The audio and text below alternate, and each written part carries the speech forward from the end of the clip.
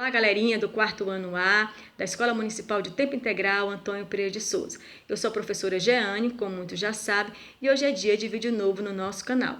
Mas desde já, eu gostaria de convidá-los a se inscreverem no nosso canal no YouTube, Secretaria Municipal de Educação de Mira Norte, SEMED, que você fosse lá, curtisse os nossos vídeos, que fizesse comentários, porque as suas observações são muito importantes para nós, porque tudo que é feito por aqui é feito pensando exclusivamente em vocês. Por isso vão lá, curtam os nossos vídeos e prestigiem os nossos professores, ok?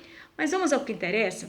Eu gostaria que nós pensássemos sobre algo muito importante para nós, para as famílias e para a sociedade. O que nós comemoramos no mês de abril que tem uma relevância, que tem um significado muito importante para nós? Isso mesmo, a Páscoa. Mas qual o verdadeiro significado da Páscoa? Será que o verdadeiro significado da Páscoa está nos ovos de Páscoa, de chocolate? Será que está no coelhinho? Não, né? O verdadeiro significado da Páscoa está em Jesus. Ele que é a novidade de vida, Ele que é a ressurreição, Ele que é o renovo. E Ele tem que ser presença constante em sua vida, em seu lar. Por isso eu quero que você vivencie, que você pense a Páscoa, não só no mês de abril, mas que você pense diariamente, que ela seja uma constante em sua vida, que Jesus seja uma presença diária, que Ele seja a sua novidade de vida. Amém?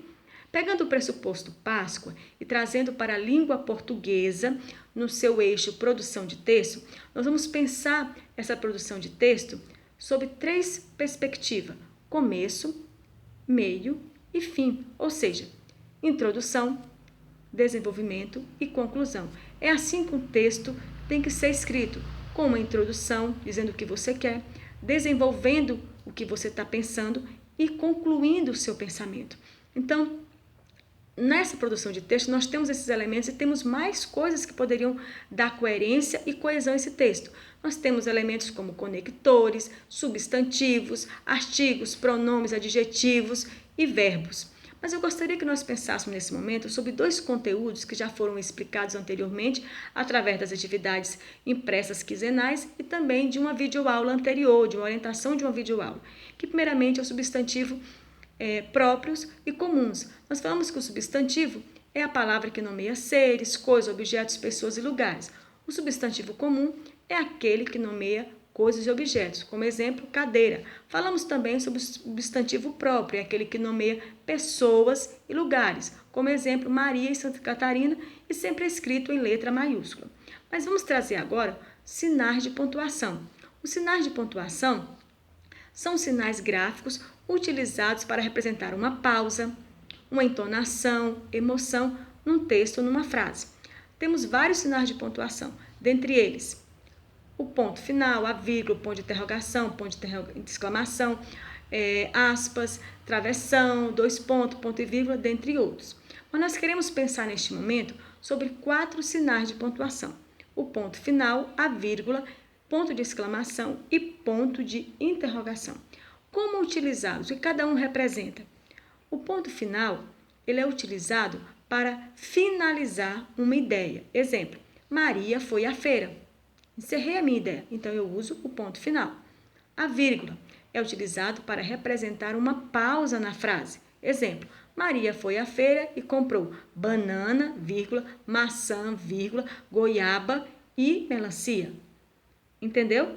Vamos para o ponto de interrogação. O ponto de interrogação é utilizado sempre quando queremos fazer uma pergunta. Exemplo, vamos ao cinema hoje? Então, toda vez que eu fizer uma pergunta, eu tenho que utilizar o ponto de interrogação. E o ponto de exclamação?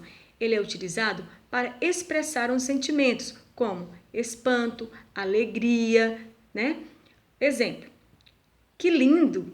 Então, aqui nós temos esses sinais que vão ajudar na sua produção de texto. Agora, vamos para a prática?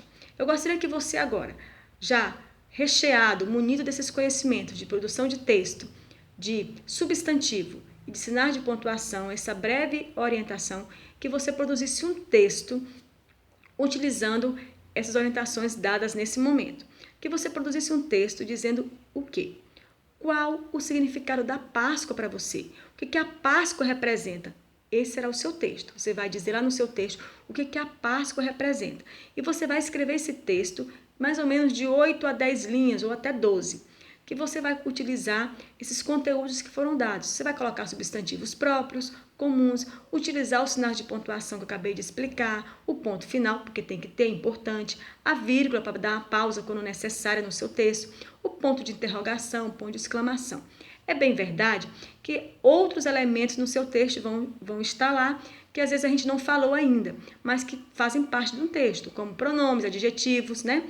Também outros sinais de pontuação.